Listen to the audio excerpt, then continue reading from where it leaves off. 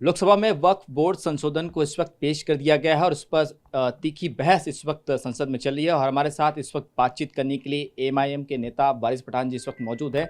Sir, जिस तरीके से आज लोकसभा में वक्फ बोर्ड संशोधन को पेश किया गया है, बहस चल रही है, सबसे पहली बात किस तरह से इस बिल को देखते हैं, क्योंकि विपक्ष जो है पूरी तरीके से नाखुश नजर आते हुए आ रहा है और सरकार की आलोचना करते हुए दिखाई दे रहा है।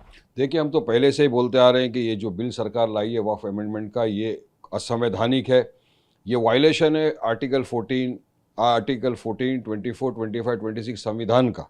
ये बिल्कुल एक ड्रैकोनियन लॉ, काला कानून सरकार लाना चाह रही है। अब इस बिल में ऐसे ऐसे अमेंडमेंट्स है जो कोई भी व्यक्ति मुसलमान किसी कीमत पे बर्दाश्त नहीं करेगा। सरकार की नीयत में, मंशा में ही खोट है। ये सरकार जो बोल रही ना हम वक्फ को बचाने आए, नहीं, ये वक्फ को बर्बाद करने के लिए इस तरह का काला कानून बना रहा है। सरकार की मंशा साफ दिखती है। बात तो करते हैं सबका साथ, सबका विकास, सबका विश्वास की, मगर यहाँ साफ तौर से नजर आ रहा है कि पूरी सरकार एंटी मुस्लिम है। ये मुसलमानों के विरोध इस तरह के काम करते हैं, नफरत फैलाने का काम कर रहे हैं।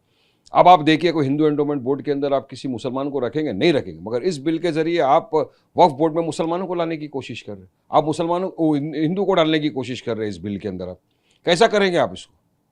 हाँ, सिखों का बोर्ड है, वहाँ पे कोई मुसलमान नहीं हो सकता। तो हमारे वक्फ की ज़मीनों पर वक्फ बोर्ड में आपको क्यों डालना है नॉन मुस्लिम को? तो सरकार की मंशा है कि उनकी नीयत में ही खोट है कि वो चाहते हैं कि हमारी जो वक्फ की ज़मीन है उसको हड़प कर लिया जाए। अब देखिए, वक्फ की जो ज़मीन होती है ना साहब, ये अल्लाह की राह में, अल्लाह के नाम पे हमारे लोगों ने दान किया है, चैरिटी किया है। ये अल्लाह की अमानत है। इससे हमारी मुसलमान बेवाएँ, बच्चे, यतीम जो उनका फ़ायदा होता है। इसके ऊपर हमारी मस्जिद है, हमारे मदरसे बने हुए, हमारे कब्रस्तान है। तो बीजेपी की नज़र में खटकता है। वो चाहती किसी भी तरह इसको हथियार।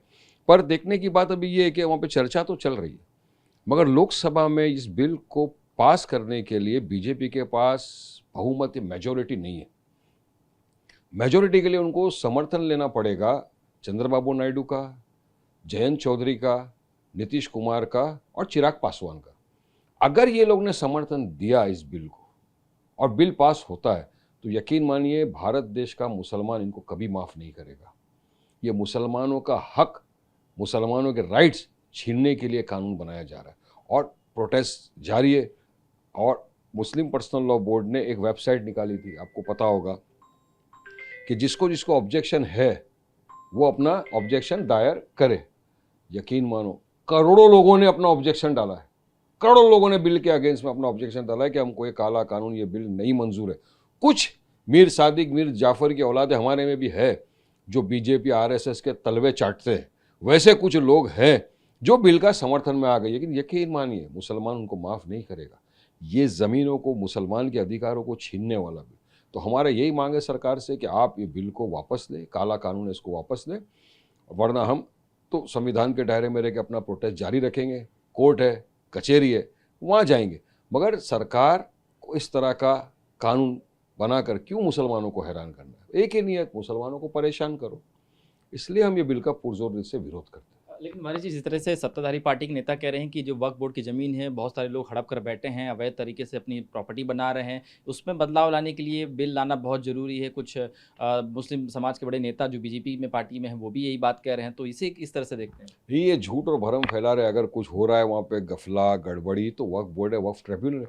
अब वक्फ ट्रिब्यूनल का अगर ऑर्डर आता है, उससे कोई एग्रीव्ड है, तो वो हाईकोर्ट में रिवीजन फाइल कर सकता है। कोर्ट कचहरी बनी है ना, कि नहीं बस आप बस तानाशाही चलाएंगे कि नहीं हमको हमारी मर्जी से ही देश चलेगा। नहीं, सब कुछ है प्रावधान। मगर जब नीयत में आपकी खोट हो, जब आपकी नीयत में नफरत है मुसलमानों के प्रति, तो आपको बहाना चाहिए किसी ना किसी तरह का। तो ये सारे बहानेबाजी है।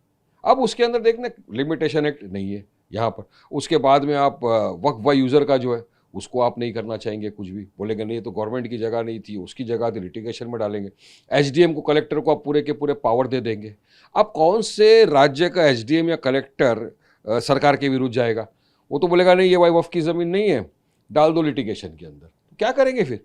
तो ये जो हमारे अधिकारों को छीनने की जो सरकार कोशिश कर रही है, ये गलत है। सांप्रदायिक वो डिवाइड करने की बात हो रही है देश के अंदर। ये तो, अरे आपको इक्वालिटी की बात करना चाहिए। जिस तरह हमारा हिंदू एंडोमेंट बोर्ड चल रहा है, हमारा मुसलमानों का वक्फ बोर्ड चल रहा है।